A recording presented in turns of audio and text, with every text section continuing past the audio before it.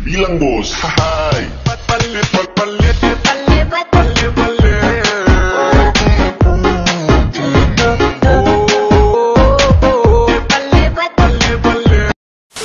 Oke guys, di video kali ini gue akan menceritakan seluruh alur cerita dari film The Chaser.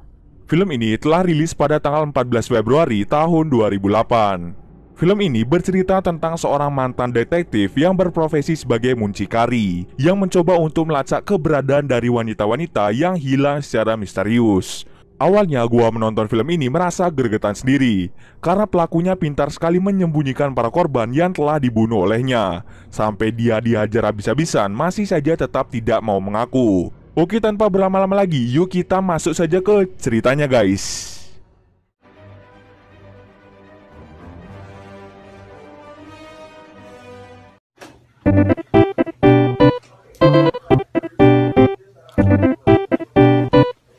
Film ini diawali dengan memperlihatkan seorang pria bernama Jung Ho yang memiliki bisnis penyewaan PSK atau penyewaan pelacur. Kalau di Indonesia biasanya menyebutnya dengan muncikari, yang dimana wanita-wanita tersebut akan dikirim ketika ada seseorang yang memesannya.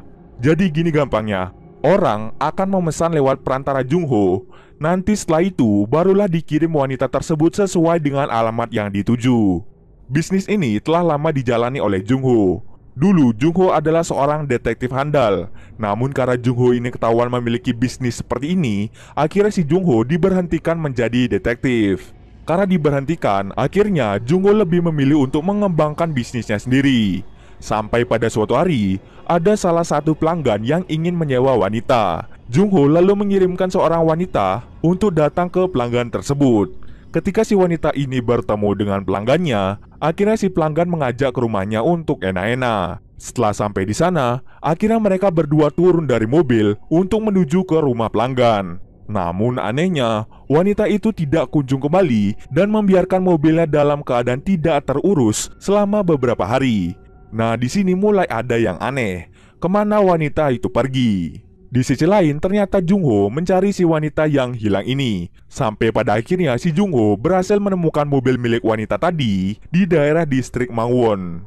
Di sini Jung Ho mengira bahwa si wanita berkhianat dari bisnisnya. Akhirnya Jung Ho pun memutuskan untuk kembali ke kantornya. Di kantornya, ternyata si Jung Ho berkata tidak hanya satu wanita saja yang hilang, melainkan sudah ada dua wanita yang tidak kunjung kembali. Hal tersebut membuat dirinya kehilangan pendapatan. Si Jung Ho ternyata memiliki satu partner yang bernama Dungu. Ketika Jung Ho sedang keluar, dirinya mendapatkan telepon dari si Dungu yang mengatakan bahwa ada seseorang yang terus menolak atau tidak cocok dengan gadis-gadis yang dikirim. Dan kini tidak ada gadis yang tersisa. Tak lama setelah itu, Jung Ho menjawab bahwa masih ada gadis lagi yang bernama Mi Jin. Namun ternyata Mi Jin jatuh sakit dan diharuskan untuk beristirahat. Karena si Jung Ho ini tidak ingin kehilangan pelanggannya, yaitu semua demi duit, akhirnya dirinya menelpon Mi Jin untuk segera menyuruhnya menemui si pelanggan. Pada akhirnya Mi Jin langsung bergegas untuk menemui pelanggannya. Jung Ho yang baru sampai di kantornya kaget melihat ponsel kantornya yang berisi nomor 4885. Dirinya tidak asing dengan nomor tersebut. Setelah dicek, ternyata benar saja, sudah ada dua wanita yang sebelumnya sudah dikirim ke alamat distrik Mangwon. Namun kedua wanita yang dipesan sebelumnya tidak kunjung kembali. Dan sekarang Mi Jin telah dikirim ke alamat yang sama untuk menemui pelanggan dengan nomor 4885 ini. Mengetahui hal tersebut, membuat si Jung Ho mengira bahwa wanita-wanita itu dijual oleh si pemilik nomor ini. Takut si Mi Jin kenapa-napa, akhirnya Jung Ho langsung menelpon Mi Jin dan menyuruhnya untuk memberitahukan alamat dari pemilik nomor tadi. Di sisi lain, Mi Jin telah sampai ke rumah si pelanggan ini. Dirinya lalu mengingat alamat rumahnya yang nantinya akan diberikan kepada si Jung Ho. Ketika sampai di dalam, si Mi Jin beralasan ingin mandi terlebih dahulu. Padahal dirinya ingin mengirimkan pesan kepada si Jung Ho untuk memberitahukan alamatnya. Namun tidak diduga-duga, di tempat itu tidak terdapat sinyal sama sekali, sehingga membuat Mi Jin tidak bisa mengirim pesan. Ketika sudah selesai berpura-pura, dirinya beralasan lagi bahwa pengamannya ketinggalan. Namun di saat ingin keluar, ternyata pintunya telah digembok, sehingga membuat Mi Jin tidak bisa keluar dari tempat itu. Pada akhirnya si orang misterius ini mengikat kaki tangan Mi Jin dan akan segera membunuhnya. Ternyata pria ini merupakan psikopat ganas yang telah membunuh banyak orang dan dikuburkan di halaman depan rumahnya. Banyak orang yang sudah melaporkan kejadian ini pada polisi setempat, namun pelakunya tidak kunjung ketemu. Tidak lama setelah itu, akhirnya kepalanya dipukul menggunakan pahatan dan juga palu. Di saat bersamaan, tiba-tiba ada tamu yang datang ke rumahnya. Hal tersebut membuat dirinya keluar untuk menemui tamu tersebut. Lantas, orang misterius ini langsung membawa mereka berdua untuk masuk ke dalam rumahnya. Dan tak lama setelah itu, lagi-lagi si orang misterius ini membunuh keduanya. Mereka bertiga lalu ditaruh begitu saja di kamar mandi. Akan tetapi, ternyata si Mijin belum benar-benar mati. Setelah menaruh mereka begitu saja, orang misterius ini lalu pergi menggunakan mobil. Di sisi lain, Jung-ho sedang menunggu pesan dari Mijin untuk mengetahui alamat si orang misterius ini. Berjam-jam Jung-ho menunggu kabar darinya, namun tidak kunjung mendapatkan pesan. Jung-ho pun merasa ada yang janggal dengan orang misterius ini. Lalu dirinya memutuskan untuk berkeliling jalan sambil bertanya-tanya kepada orang di sekitar. Tidak lama setelah itu, akhirnya Jung-ho mengalami tabrakan dengan si orang misterius ini. Si Jung-ho kemudian turun dan melihat ke mejanya terdapat darah segar. Curiga dengan orang ini, si Jung-ho lalu menelpon nomor yang belakangnya 4885. Dan betul saja, nomor itu mengarah pada dirinya. Tak lama setelah itu, orang misterius ini langsung kabur dari Jung-ho. Terjadi kejar-kejaran antara mereka. Pada akhirnya, si Jung-ho berhasil menangkap orang ini dan membuat orang ini babak belur. Setelah itu, Jung-ho mau membawanya ke mobil. Namun tiba-tiba seorang polisi datang dan curiga dengan Jung-ho dan orang misterius ini. Lalu polisi membawa mereka ke kantor polisi. Ketika di kantor, Jung-ho mencoba menelpon rekannya yang bernama Gil-woo yang juga menjadi polisi. Namun di sisi lain ternyata temannya sibuk karena temannya sedang menjaga wali kota yang tengah berkunjung ke Seoul. Tiba-tiba ada seseorang yang melemparkan kotoran kepada wali kota tersebut. Polisi lalu bergegas untuk menangkap si pelaku pelempar kotoran. Di kantor polisi, saat polisi menginterogasi orang misterius ini, terungkap bahwa orang ini telah melakukan pembunuhan sebanyak 9 orang. Tidak hanya itu saja, terungkap bahwa nama orang misterius ini adalah Yong-min. Lalu tiba-tiba Gil-woo datang untuk menjemput Jung-ho yang telah ditangkap oleh polisi tadi. Lalu mereka membawa Yong-min pergi ke kantor pusat. Jung-ho yang ingin kembali ke mobilnya melihat mobil yang dikendarai oleh Yong-min pasca tabrakan tadi. Di dalam mobilnya, Jung-ho mendapatkan sesuatu yakni kunci rumah.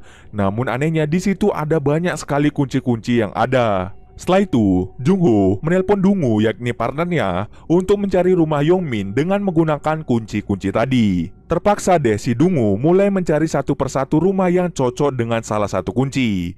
Nah, di sini pastinya memakan banyak waktu karena kuncinya ada banyak dan rumahnya juga ada banyak. Sementara itu, si Jung-ho akan pergi ke kantor polisi pusat. Di sisi lain, Gil-woo sedang menginterogasi Yong-min untuk memberitahu kuburan ke-9 mayat tersebut. Namun di sini Yong-min mengaku bukan 9 mayat, melainkan ada 12 mayat yang telah ia bunuh. Hal itu memang benar, 9 mayat telah dibunuh jauh-jauh hari, sedangkan 3 lagi masih ada di dalam kamar mandi, tepatnya di rumah Yong-min. Namun Yong-min tidak mau memberitahukan alamat aslinya, malahan dirinya memberitahukan alamat yang ada di KTP. Kemudian Gil-woo menyuruh Jung-ho untuk pergi ke rumah Mijin mencari rambutnya untuk melakukan tes DNA. Apakah darah yang terdapat di kemejanya merupakan darah Mijin? Untuk mengetahui hal itu, diharuskan untuk mencari DNA Mijin terlebih dahulu. Hal itu pasti percuma saja. Kenapa? Seperti yang kita tahu, saat Yong-min ingin membunuh Mijin, dirinya tidak mengenakan baju. Dan di saat ada tamu datang, Yong-min dengan cepat langsung mengenakan bajunya. Nah, di saat Yong-min menyuruhnya untuk masuk, akhirnya 2 orang tersebut langsung dibunuh. Jadi dapat disimpulkan bahwa darah yang ada di kemejanya merupakan darah dari 2 orang tersebut, bukan darah dari Mijin. Karena mereka tidak tahu, akhirnya si Jung-ho pergi bersama dengan polisi lainnya untuk mencari rambut Mijin di rumahnya. Di situ si Jung-ho bertemu dengan anak Mijin dan memutuskan untuk membawanya karena Jung-ho kasihan terhadapnya. Jung-ho akhirnya mendapatkan panggilan dari Dung-woo bahwa ada salah satu kunci yang cocok dengan salah satu rumah. Namun ketika Jung-ho sampai di sana, dirinya tidak menemukan siapa-siapa. Ketika Jung-ho hendak keluar dari rumah itu, tiba-tiba pemilik rumah datang dan terjadi kejar-kejaran antara mereka bertiga. Singkat cerita, akhirnya Jung-ho dan Dung-woo berhasil menangkapnya dan membuat dirinya babak belur. Di situ orang ini bercerita bahwa Yongmin pernah menginap di sini selama 2 minggu. Setelah itu dirinya hanya melihat bahwa Yongmin telah pergi membawa perkakas miliknya. Orang tersebut juga bercerita bahwa Yongmin melukis sebuah gambar di ruangannya tanpa seizinnya. Ketika hendak kembali, Jungho mengetahui bahwa anak Mijin telah hilang entah kemana. Setelah dicari, ternyata si anak Mijin terluka di suatu tempat. Mungkin karena dirinya terpleset sehingga membuatnya pingsan. Hal tersebut membuat Jungho langsung membawanya ke rumah sakit, dan biaya pengobatan akan ditanggung olehnya. Jungho kemudian memutuskan untuk kembali ke kantor polisi untuk menanyakan hal ini kepada Yongmin dengan menggunakan kekerasan. Akhirnya Jungho mendapatkan suatu informasi bahwa Yongmin menyebutkan tempat yang bernama Mangwon 8931. Mangwon dulunya merupakan tempat kerja dari Yongmin. Di sana, para polisi mencoba mencari bukti-bukti yaitu mayat yang dibunuh agar nantinya Yongmin bisa ditahan. Jungho kemudian segera menyadari bahwa Yongmin telah berbohong mengenai lokasi ini. Di sini karena Jungho dulunya adalah seorang detektif, dirinya tahu bahwa Mangwon 8931 dan distrik Mangwon lokasinya sangat-sangat jauh. Kita bisa melihat bahwa mobil Mijin dan gadis lainnya berada di distrik Mangwon. Tak hanya itu saja, di saat Jungho mengalami tabrakan dengan Yongmin, lokasinya juga di distrik Mangwon. Sedangkan Mangwon 893 yang dibilang oleh Yongmin merupakan tempat menguburkan mayat-mayat tersebut. Hal itu membuat Jungho merasa aneh dan langsung berpikir menggunakan logika. Jika Yongmin berjalan kaki membawa mayat-mayat tersebut dari distrik Mangwon ke Mangwon 893, akan membutuhkan waktu sekitar 20 menit untuk sampai ke sana. Hal tersebut sangatlah tidak masuk akal. Ya, sudah dipastikan saat menuju ke sana, pasti ada seseorang yang akan melihat Yongmin membawa mayat. Dirinya sangat yakin bahwa mayat-mayat dan tempat tinggal Yongmin masih di sekitaran distrik Mangwon, bukan di Mangwon 893. Di sisi lain, benar saja hasil DNA Mijin dan di kemejanya ternyata berbeda. Hal tersebut membuat para polisi tidak memiliki bukti-bukti yang kuat mengenai pembunuhan berantai yang dilakukan oleh Yongmin. Para polisi kemudian memutuskan untuk melepaskan Yongmin karena dianggap tidak bersalah. Salah satu petinggi kemudian menyuruhnya untuk memberitahu siapa yang membuat orang ini babak belur. Lalu Gilwo hendak menangkap Jungho untuk diserahkan kepada petinggi di sana. Gilwo kemudian berbicara kepada Jungho, "Kita harus merelakan dan membebaskan kasusnya Yongmin." Tak lama setelah itu, terjadi aksi kejar-kejaran antara mereka semua. Pada akhirnya karena kalah jumlah, Jungho pun tertangkap dan akan dibawa ke petinggi. Di perjalanan, Jungho sengaja menendang kursi sopir dan membuat mobilnya oleng menabrak pohon. Hal tersebut membuat Jungho memiliki kesempatan untuk kabur dari sana. Namun sebelum pergi, dirinya meminta kepada salah satu polisi untuk membukakan borgol yang ada di tangannya. Jungho kemudian bertanya kepada polisi itu di mana Yongmin berada. Polisi tersebut lalu menjawabnya bahwa Yongmin telah bebas karena dinyatakan tidak bersalah. Jungho yang mendengar hal tersebut lalu bergegas pergi ke daerah distrik Mangwon untuk mencari Yongmin. Di sini Jungho yakin bahwa Mijin masih hidup. Di sisi lain, Mijin yang terluka di rumah Yongmin mencoba membebaskan diri menggunakan pecahan lantai untuk memotong tali yang mengikat tangannya. Hal tersebut ternyata berhasil dan membuatnya bebas dari rumah tersebut. Tidak lama setelah itu, dirinya berlari ke sebuah toko untuk menelpon Jungho untuk memberitahukan lokasinya berada. Namun ternyata Jungho tidak mendengarkan bahwa ponselnya berdering. Karena tidak diangkat oleh Jungho, akhirnya Mijin hanya mengirimkan pesan kepada Jungho untuk memberitahukan bahwa ada sesuatu yang penting. Tiba-tiba Yongmin datang ke toko yang sama untuk membeli rokok. Penjaga toko kemudian bercerita tentang wanita yang berdarah-darah yang datang ke tokonya. Si penjaga menyuruh Yongmin untuk melindungi mereka karena takut si pembunuh itu akan datang ke tokonya. Mendengar hal itu, Yongmin segera menyadari bahwa wanita yang dimaksud adalah Mijin yang berhasil kabur dari rumahnya. Yongmin kemudian meminta palu kepada penjaga tokonya. Penjaga tokonya berpikiran bahwa palu tersebut akan digunakan untuk menjaga mereka. Namun nyatanya palu tersebut digunakan untuk membunuh dirinya. Tidak hanya itu saja, Yongmin langsung ke belakang untuk mencari Mijin. Ketika sudah bertemu, Yongmin tidak segan-segan langsung membunuh Mijin di tempat dengan sangat sadis. Setelah itu, kepala Mijin dibawa pulang oleh Yongmin. Di sisi lain, ternyata ada detektif yang mengikuti Yongmin dari belakang. Detektif itu merasa curiga bahwa Yongmin tidak kunjung keluar dari toko tersebut. Ketika dicek, benar saja ada orang meninggal di tempat tersebut. Entah bagaimana Yongmin pergi dari toko itu, mungkin dirinya keluar lewat pintu belakang. Pokoknya antara si detektif atau Yongmin tidak bertemu sama sekali. Hal tersebut langsung membuat si detektif langsung menelpon polisi untuk segera datang ke toko tersebut. Jungho yang melihat bahwa terdapat ramai polisi, lalu mulai menghampirinya. Dan benar saja, dirinya melihat Mijin telah tewas mengenaskan. Namun para polisi tidak mengizinkan Jungho untuk mendekat ke TKP. Dirinya langsung bersedih karena hal tersebut. Mungkin Jungho bersedih karena Mijin memiliki anak yang masih kecil. Setelah itu, Jungho kembali ke rumah sakit untuk mengecek keadaan anak Mijin. Ketika malam hari, akhirnya Jungho kembali lagi ke toko, di mana tempat itu merupakan tempat pembunuhan Mijin. Ketika Jungho melihat teleponnya tergeletak, akhirnya dirinya sadar bahwa Mijin sempat menghubungi Jungho sebelumnya. Dirinya kemudian mengecek pesan terakhir dari Mijin untuk Jungho. Di situ terungkap bahwa Mijin sebenarnya ingin berhenti dan tidak ingin melakukan pekerjaan ini lagi, karena itu akan membahayakan dirinya sendiri. Mijin ingin bekerja yang halal demi menghidupi anaknya yang masih kecil. Lebih baik bekerja yang halal daripada terjerumus ke hal-hal yang tidak baik yang akan membahayakan diri sendiri.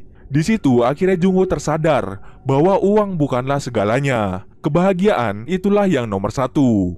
Akhirnya Jungho memutuskan untuk mencari Yongmin. Ketika Jungho melewati sebuah gereja, dirinya ingat akan suatu hal. Salib yang ada di situ mirip sekali dengan gambaran yang waktu itu ada di rumah seseorang. Jungho lalu memutuskan untuk masuk ke dalam untuk menanyakan tentang identitas Yongmin. Pada akhirnya Jungho berhasil mendapatkan informasi mengenai tempat tinggal Yongmin. Di sisi lain, Yongmin sedang menguburkan dua mayat yang ada di kamar mandi rumahnya.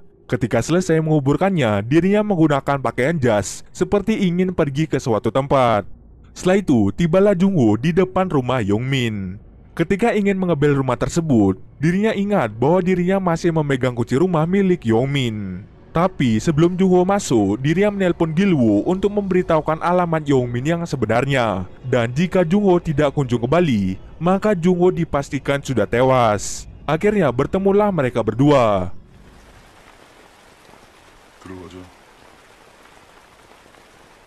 Di sana, Jungho bertarung habis-habisan dengan Yongmin. Lagi-lagi, Jungho berhasil menang telak dan berhasil membuat Yongmin babak belur lagi. Namun, Jungho seketika berhenti memukulinya karena dirinya melihat terdapat kepala Mijin berada di akuarium. Dirinya seketika merasa syok karena melihat hal tersebut.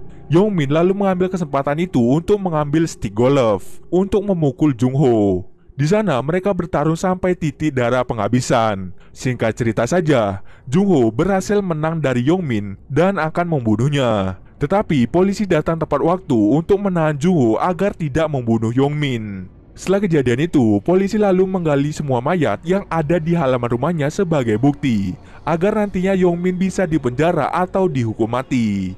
Dan di scene akhir ditutup dengan Jungho sedang duduk menemani anak dari Mijin. Mungkin di akhir ini si Jungho mulai bertobat akan kesalahannya di masa lalu dan memutuskan untuk merawat anak dari Mijin. Oke, itulah dia cerita dari film The Chaser. Oke, mungkin segitu dulu alur cerita film kali ini. Kalau kalian ada yang mau request film atau mereview sebuah film, silahkan komen aja di bawah guys.